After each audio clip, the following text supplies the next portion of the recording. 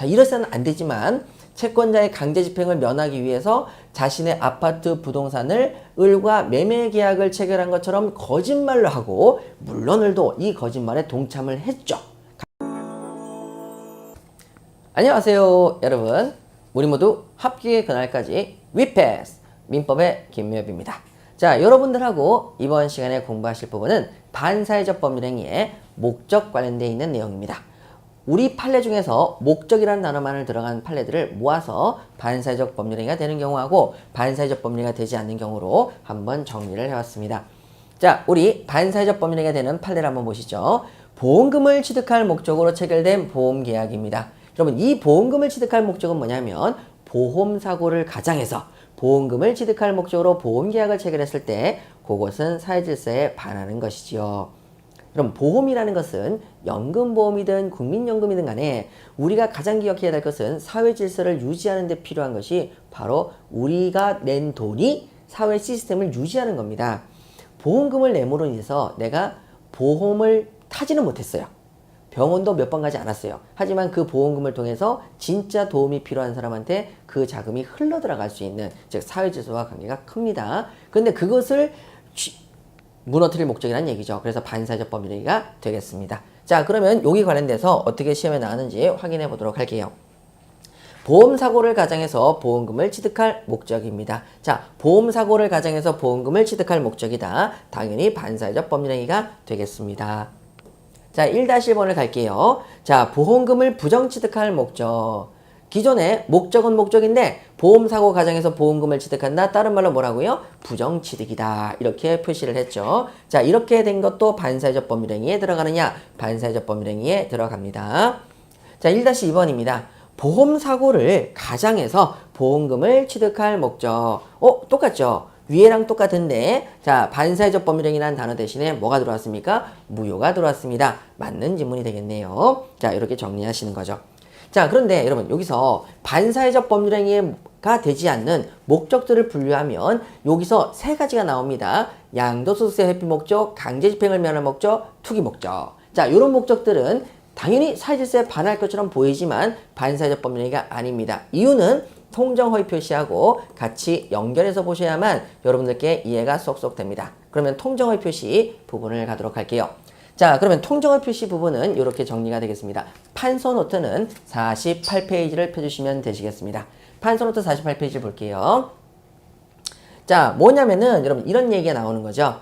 먼저 갑이라는 사람이 을이라는 사람하고 자, 뭘 해야 되냐? 매매 계약을 체결했는데 이유는 자, 갑은 채권자가 있어요. 채권자에게 돈을 빌렸는데 아직 못 갚고 있습니다. 그래서 채권자가 안 갚아? 아씨, 네가 가지고 있는 아파트 경매 넘겨야 되겠다 해서 갑이 가지고 있는 아파트를 채권자가 강제 집행을 할까봐 두렵습니다. 왜? 갑에게는 딸 둘과 아내 한 명이 있는데 이 아파트가 만약에 경매로 넘어가서 강제 집행이 돼버린다면 가족들이 길거리에 나앉게 생긴 거죠. 그래서 너무 두려움 나머지 자, 갑이라는 사람이 자, 이래서는 안 되지만 채권자의 강제 집행을 면하기 위해서 자신의 아파트 부동산을 을과 매매 계약을 체결한 것처럼 거짓말로 하고 물론 을도 이 거짓말에 동참을 했죠.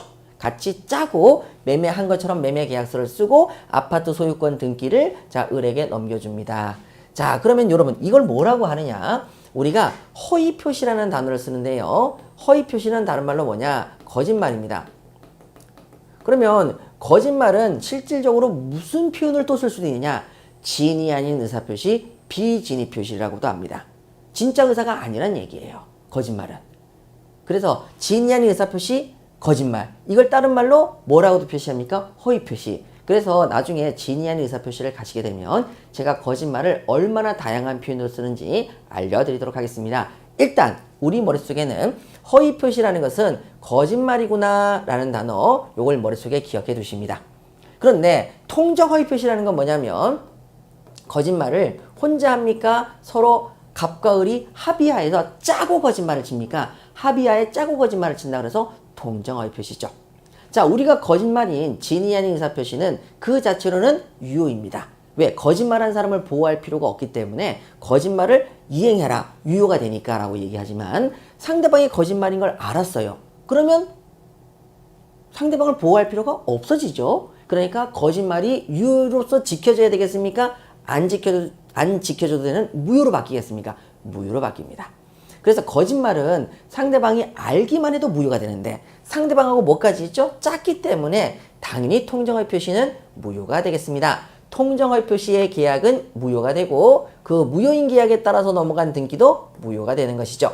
자, 그러면 소유권은 넘어간 적이 있느냐? 없게 되는 거죠. 자, 이렇게 정리하시고요. 나중에 통정의 표시에 가서 조금 더 자세히 말씀드리도록 하겠습니다. 자, 그러면 여러분 여기서 우리 봐야 될 것은 딱 하나입니다. 무효가 됐으면 줬던 것을 돌려받아야 될 것이냐라는 거죠.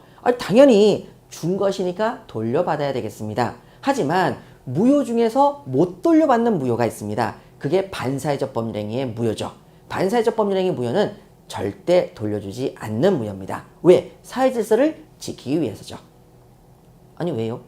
도박자금을 빌려주는 게 반사회적 법률행위 아닙니까? 그럼 도박자금을 갚아버리면 그 도박자금을 가지고 좋은 데 쓰겠습니까? 다시 도박자금을 빌려주겠습니까? 다시 도박자금을 빌려주겠죠. 즉 도박자금을 빌려준 놈한테 꼬박꼬박 갚으라고 국가가 무효니까 부당이도록 갚으라고 얘기를 한다면 그때는 도박자금을 빌려주는 사람을 보호해주고 그 사람의 재산을 더 늘려주는 그런 역할을 하겠죠. 그래서 사회질서에 반하는 그런 무효는 보호하지 않아서 돌려주지 않아도 된다. 이렇게 얘기를 하는 겁니다. 자, 그러면 여러분 여기서 을이라고 한 사람에게 준 부동산 등기를 갑한테 돌려주는 게 맞겠습니까? 돌려주지 않는 게 맞겠습니까? 요걸 생각하시면 됩니다. 여러분 당연히 을이 가지고 있는 부동산 등기를 누구에게 돌려줘라? 갑에게 돌려줘라. 그러면 갑에게 돌려주면 누가 집행하면 되겠습니까? 채권자가 강제 집행하면 되겠죠. 그러면 여러분 이 무효는 돌려주는 게 좋겠습니까? 안 돌려주는 게 좋겠습니까? 돌려주는 게 좋다. 그래서 나온 게 이 무효, 강제 집행을 면할 목적의 무효는 반사회적 법률행위가 아니고 불법원인 급여가 아니라서 부당이득 반환 청구가 된다. 돌려줘라. 그럼 결론적으로 얘기하는 거죠. 강제 집행을 면할 목적은 반사회적 법률행위다 아니다. 아니다. 이렇게 결론이 나와버린 겁니다. 자, 다음 갈게요. 자, 이번엔 갑이라는 사람이 을한테 자, 매매 계약을 체결해서 자신의 아파트 등기를 넘겨주는 걸로 거짓말을 칩니다. 실제 넘겨줄 생각이 없는 거죠. 근데 이유는 뭐냐? 국세청에서 중과세를 한다고 하니까 아파트를 한 채라도 없애야 뭐가 되겠습니까? 자신의 세금이 절약되겠죠. 다시 말해서 세금 면탈 목적입니다.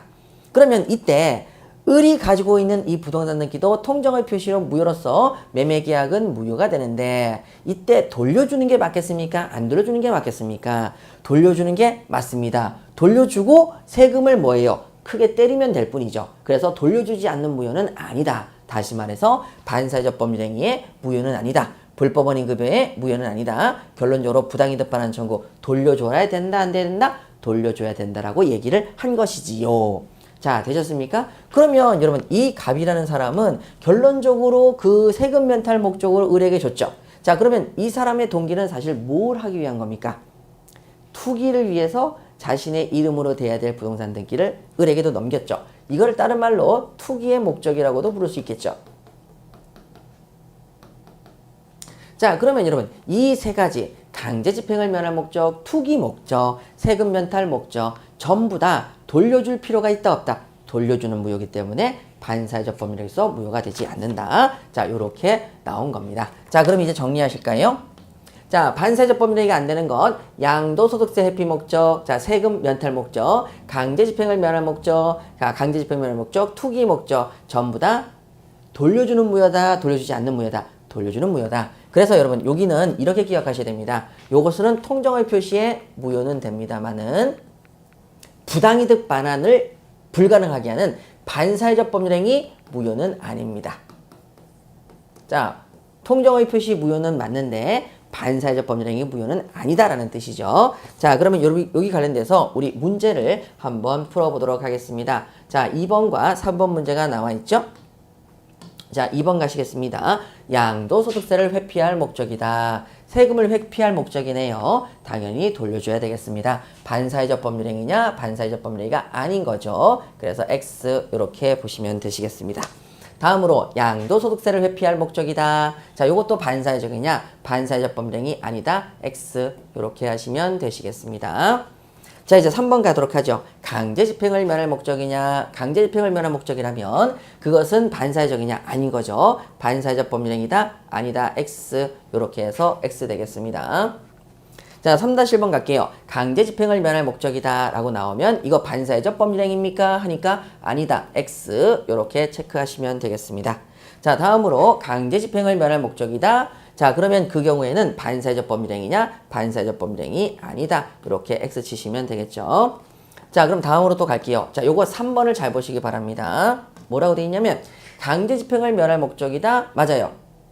맞죠? 강제 집행을 면할 목적이 맞습니다. 그런데 그것이 반사회적 법률행위냐라고 물어봅니다. 반사회적 법률행위는 아니죠. 대신에 무효는 맞습니까? 안 맞습니까? 그렇죠. 무효는 맞는데 반사회 질서의 법률행위로서의 무효는 아니라는 거죠. 그래서 X 되겠습니다. 자, 되셨죠? 자, 여기 관련돼서 우리 목적 관련돼서는 반사회적 법률행위와 통정의 표시를 연결해서 개념을 정리해 주시면 되겠습니다. 우리 모두 합격하는 그날까지 위패스. 여러분 힘을 내십시다.